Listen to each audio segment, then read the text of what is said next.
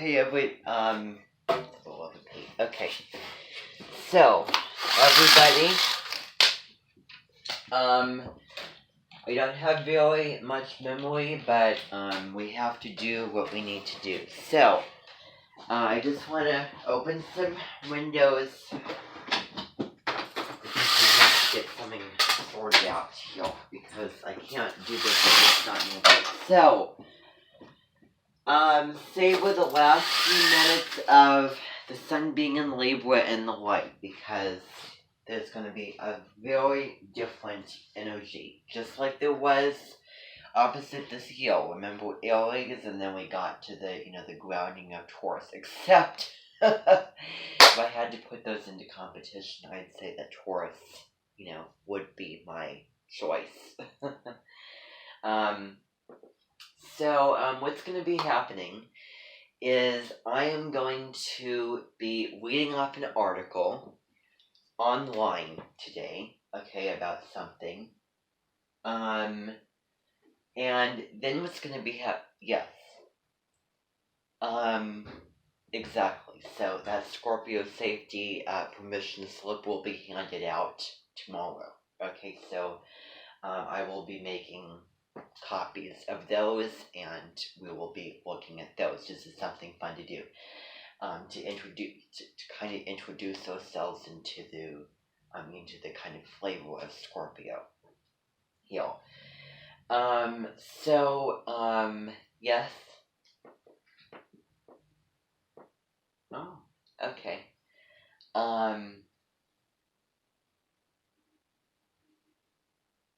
Yeah, exactly.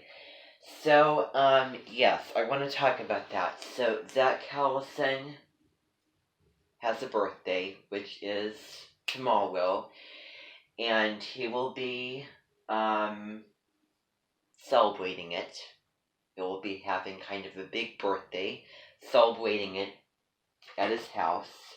Then he'll be coming to Heal. He'll be coming here, and he will be celebrating it.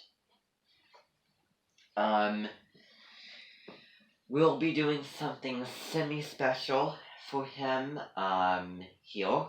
But let me tell you, when I say semi, I mean semi. Because his behavior and his, disrespect and belligerence and, lying behind my back and a loss of trust really has changed the day that he was born. The day that he was actually born. And I know what you're all thinking, what kind of a person would I be to change a birth date of somebody? Well, I'm not that kind of person. And, you're born when you're born. In terms of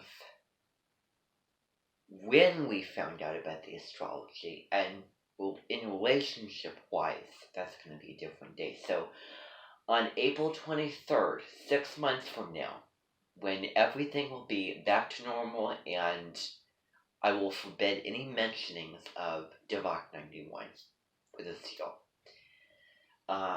He will be coming here, and we will be celebrating the birthday. I'm going to be doing a lot for him in April. We might reenact that day when we went scootering and we went to that picnic type of thing. And also,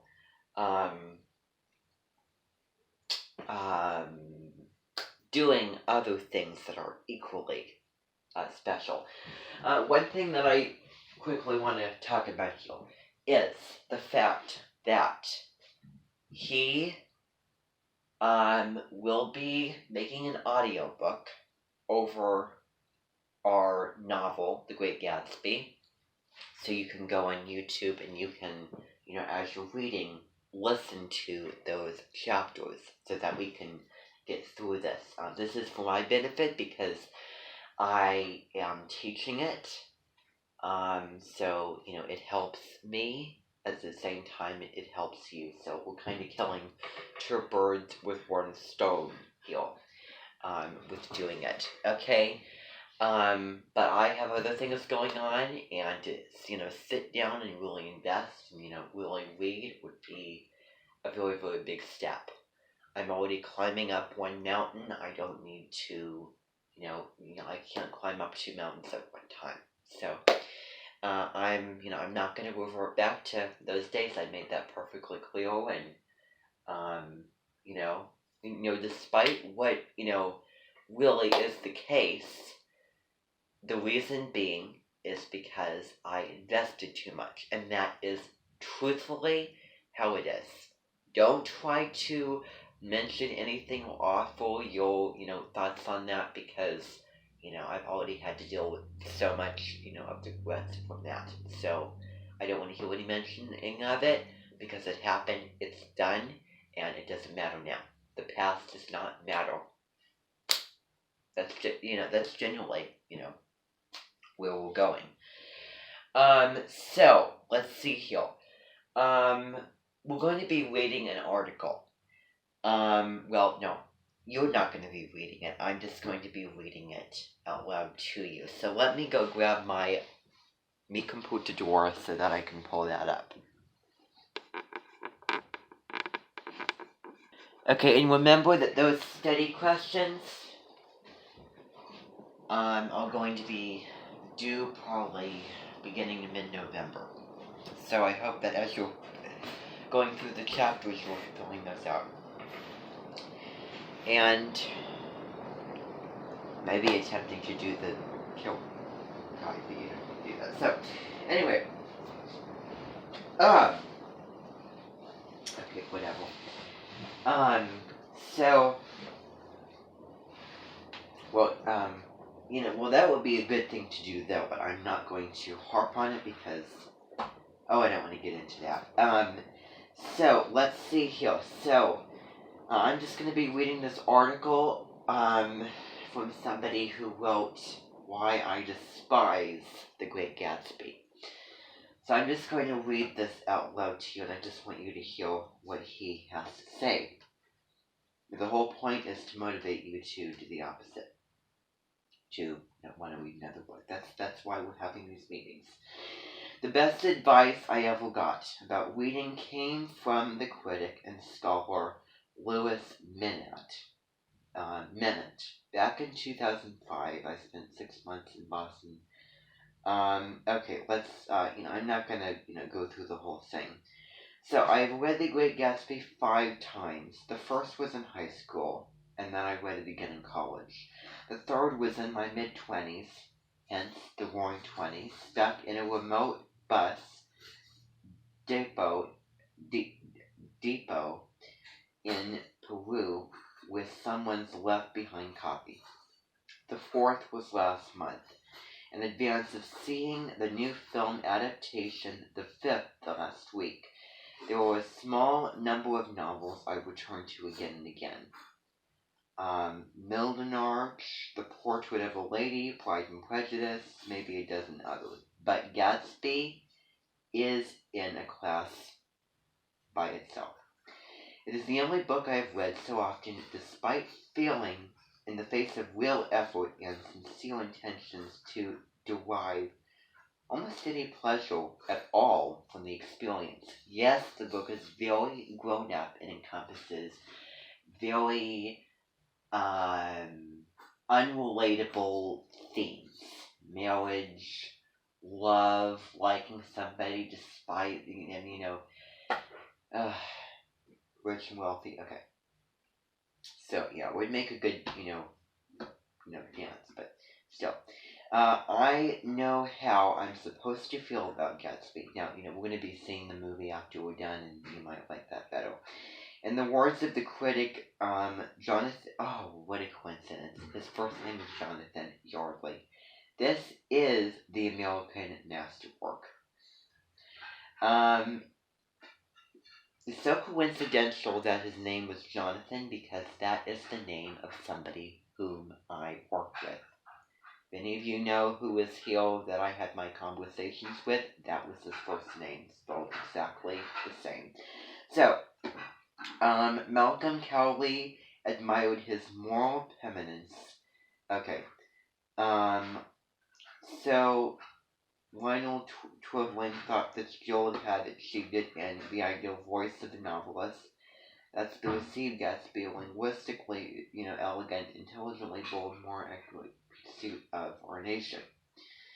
Um, so I am thoroughgoing disagreement with all of this. I find Gatsby aesthetically overrated, psychologically vacant, and morally complacent. Maybe you need to look up all of these words. Let's see what all of them mean. Let's see what all of them mean here. So,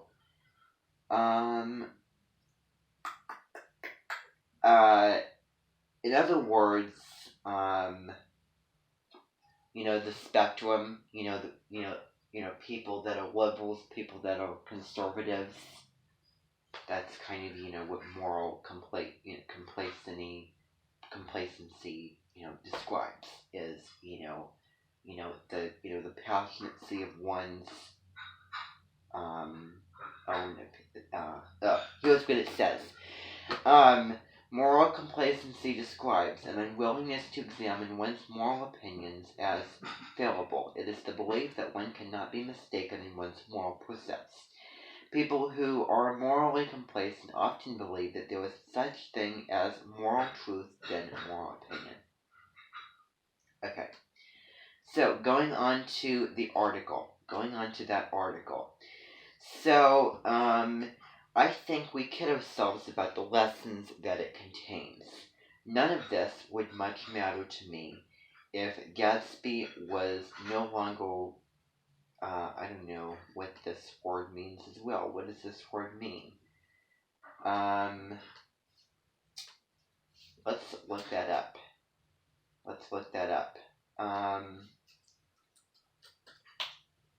Okay.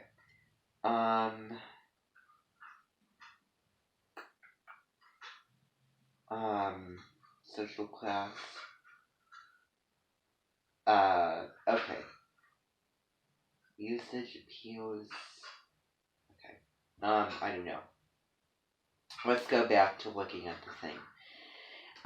Books being borderline irrelevant in America, one is generally free to dislike them. Remember that it's not, just any book. It's like a, hard curriculum, foundational book. So that's how we're going to look at it.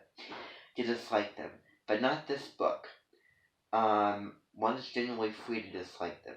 Are you kidding me? I can dislike whatever book that I want to dislike. I don't feel like I'm not joining on the bandwagon of people. So forget about that. So since we find ourselves, don't feel guilty if you like or dislike a book that is so famous. Like, it's like don't worry about if you despise, I don't know, To Kill a Mockingbird or what's the book, Moby Dick. It doesn't matter. Everybody has their opinions. From what I have already read into The Great Gatsby, I don't like it. That's one thing that I can tell you. As we'll cynically do here in the middle of another massive Gatsby reoccurrence, allow me to file a minority report. So, let's see. So, the plot of The Great Gatsby, yeah, that's going to take, quite a bit of time to get through. Yeah, just a second. Here, I'm just gonna stop to see how much I have, and then we'll come back to it.